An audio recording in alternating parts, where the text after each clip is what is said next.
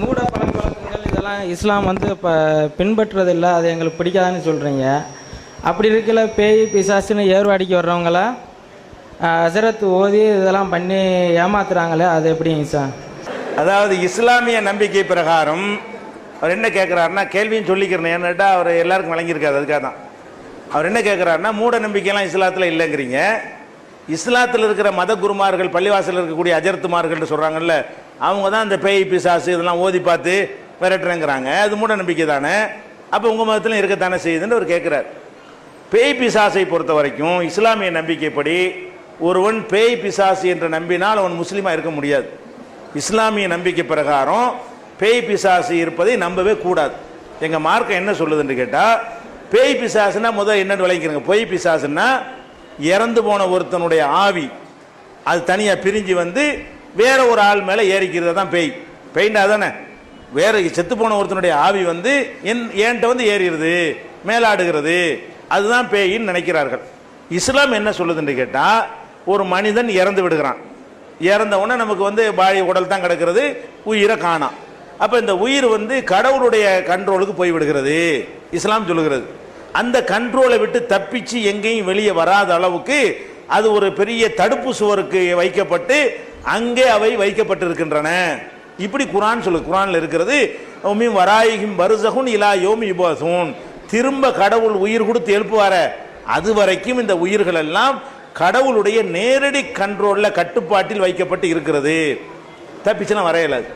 அங்கேருந்து ஒட்டச்சுக்கிட்டு இங்கே மீறி வருவதாக நம்பினால் குரானை மறுத்தவர்களாக அவங்க ஆயிடுவாங்க. குரானை மறுத்தா முஸ்லீமாக இருக்க மாட்டாங்க, குரானில் உள்ளதை நம்பினா தான் முஸ்லீமாக இருப்பாங்க. அப்போ இஸ்லாமிய நம்பிக்கை பிரகாரம் ஒருத்தன் இறந்துட்டான்னு சொன்னால் அவனுடைய உடலோ அவனுடைய ஆவியோ அல்லது இந்த ஆவி வந்து ஒரு புதுவிதமான ஒரு உருவம், கால் இல்லாமல் டைப்பாக படம் போட்டு காட்டுறாங்கல்ல, அந்த மாதிரி ஒரு வடிவம் எடுத்தோ வருமானா வர முடியாது. அதை நம்பினால் ஒரு முஸ்லீமாக இருக்க முடியாது. அப்போ இதை ஃபஸ்ட்டு நீங்கள் வணங்கி கொள்ள வேண்டும். இஸ்லாத்தில் வந்து இது கிடையாது. எல்லா மதத்திலும் ஏமாற்றக்கூடியவர்கள் இருக்கிற மாதிரி எங்கள் மதத்திலும் ஏமாற்றக்கூடிய மத குருமார்கள் இருக்கிறார்கள். தாயத்து போடுறது, தகடு எழுதுறது, வெள்ளி ஏவல் வைக்கிறது, சூனியம் வைக்கிறது, பேய், இது எல்லாமே ஃப்ராடு என்று எங்கள் மார்க்கம் குரானில் எங்களுக்கு அப்படித்தான் இருக்கிறது.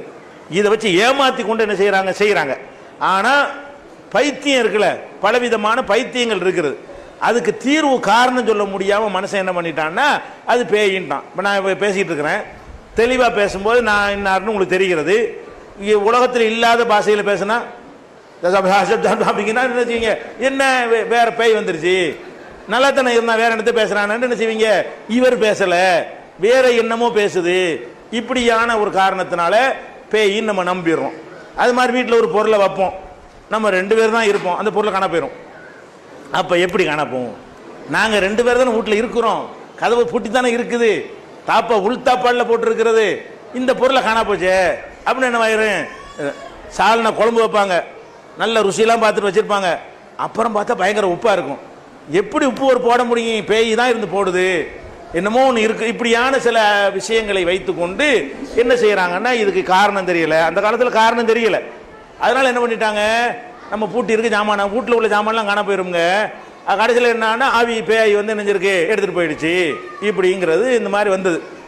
உண்மையில் என்ன, இதெல்லாம் வந்து ஒரு மனிதன்ட்டு இருக்கிற ஒரு நோய். மனிதன்ட்ட மூளையில் ஒரு மூளை தான் எல்லாத்தையும் தீர்மானிக்கிறது. நம்ம மூளையில் வந்து ஒவ்வொரு விஷயத்திற்கும் ஒரு ஹார்மோன் இருக்கிறது. ஒவ்வொரு காரியத்தை தீர்மானிப்பதற்கு ஹார்மோன், அது ஒரு சுரப்பி இருக்கிறது. அந்த சுரப்பிகள் கரெக்டாக சுரந்தா தான் அந்தந்த விஷயங்கள் வேலை செய்யும். இப்போ ஒரு ஆண் ஒரு பெண்ணை பார்த்து ஆசைப்படுறான், அதுக்கு என்ன காரணம், அங்கே ஒரு சுரப்பி என்ன செய்கிறது அங்கே இருக்கிறது, அது அந்த சுரக்கமாக அப்படி வந்துடும். அதில் பிரச்சனை ஆச்சுன்னு வைங்க, ஒழுங்காக சுரக்கலன்னு வைங்க, பொம்மை மாதிரி தான் தெரியும். பொம்பளை பார்ப்போம் என்ன செய்யும், ஒரு பொம்மையை பார்த்தா என்ன செய்யும், அப்படி தான் ஒரு ஆம்பளைக்கு தெரியும். அப்போ இப்படியான அதுக்கு கூட அதான் ஹார்மோன் தான் காரணமாக இருக்கிறது. சிந்திக்கிறதுக்கு, கவலைப்படுறதுக்கு, கோவப்படுறதுக்கு ஒவ்வொன்றுக்கு தனித்தனியான ஹார்மோன்கள் சுரக்க வேண்டும். இதில் வந்து சில ஹார்மோன்கள் வந்து குறைஞ்சவன என்ன செய்யறோம்னா இயற்கையாக உள்ளதுக்கு மாற்றமாக அவனே செய்வான், அவனுக்கே தெரியாது. சில பேர் நீங்கள் பார்க்க தூக்கத்தில் நடப்பான். ஒரு மனுஷன் தூங்குனான்னா எந்திரிச்சு உட்கார வச்சவனும் முடிச்சிடணும், இது இயற்கை.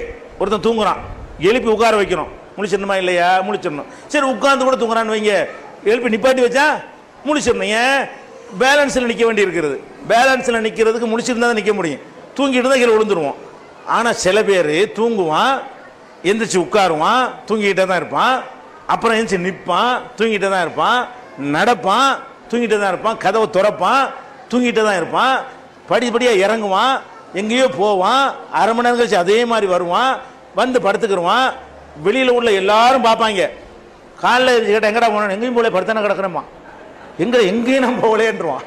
அப்போ என்னன்னு கேட்டால் ஒரு செக்ஷன் அங்கே ஒரு சுரப்பில் ஒரு குறை வந்தவுடன் என்ன ஆகுதுன்னு கேட்டால் அவனுடைய அந்த யாவ சக்தியில் என்னென்ன செஞ்சானோ அதன்படி இந்த உடம்பு அவனை கொண்டு போகிறது, அவனுக்கு தெரியாமல் அவனுடைய உணர்வு இல்லாமல் என்ன செய்கிறது இது நடக்கிறது. அப்போ இவ்வளோ வேலை நடக்கும்போது தூங்கிட்டு இருக்கிறான், இவ்வளவும் போகிறான் நடக்கிறான், படிப்படியாக இறங்குறான், மொட்டை மாடிலேருந்து கீழே விழுந்துட மாட்டேங்கிறான், கரெக்டாக தெரிகிறது, தண்ணி தெரிகிறது, படி தெரிகிறது, உயரம் தெரிகிறது, பூட்டினது தெரிகிறது, திறக்கிறது தெரிகிறது, எது தெரிய மாட்டேங்குது, நம்ம தூங்குறவங்கிறது தெரிய மாட்டேங்குது. அப்போ அந்த மாதிரியாக உள்ளதுக்கு என்ன காரணம், அதுக்கு ஒரு ஹார்மோன் இருக்குதுங்க. அதே மாதிரி ஒரு இன்னொரு நோய் என்னன்னு கேட்டால் அவன் பொருள் வீட்டில் இருக்குமா அவனே எடுத்து அவனே ஒழிப்பான் ஒரு நேரத்தில். அது ஒரு ஹார்மோன்.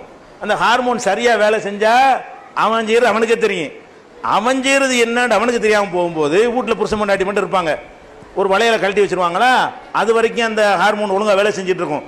திடீர்னு அந்த ஹார்மோனில் ஏதாவது குறை வந்துருச்சுன்னு வைங்க, சில ஆளுக்கு திடீர்னு ப்ரெஷர் இறங்கி போயிரும்ல, சுகர் இறங்கி போயிடும், சீனி எள்ளி போட்டால் தான் சரியாக வரும்.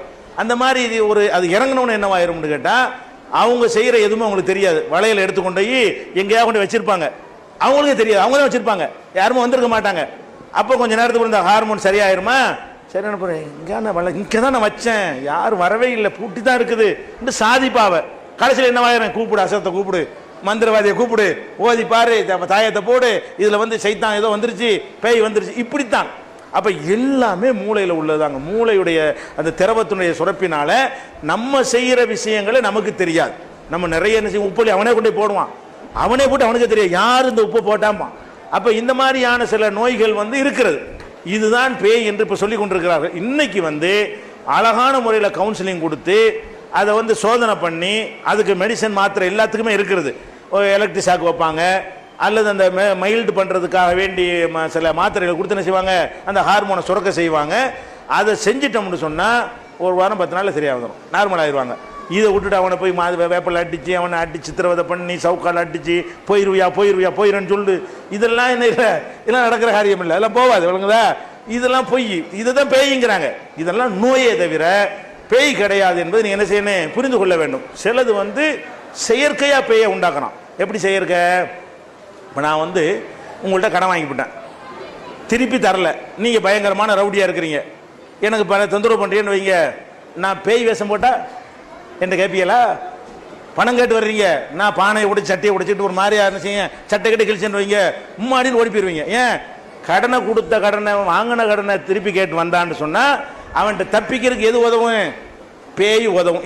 இது கொஞ்சம் இருக்கு. முக்காவாசி நோய் மனநோய், பலவிதமான வெரைட்டி இருக்கு மனநோய்களில். காவாசி நடிப்பு, அம்புட்டு மக்களை ஏமாத்துறதுக்காக வேண்டி நடிப்பு. ஒரு இடத்துல சாராயம் காய்ச்சலான்னு வைங்க, அவன் என்ன செய்ய வேண்டாம், போலீஸ்லாம் வரக்கூடாங்கிறதுக்காக வேண்டி அந்த மரத்துக்கு இந்த மரத்துக்கு ஒரு கைத்தை கட்டி சங்கிலியை கட்டி விட்டுருப்பான். போலீஸ் வரும்போது இப்படி சிலுப்பான், சலக்குமா போலீஸ் ஓடி போயிடுவான்.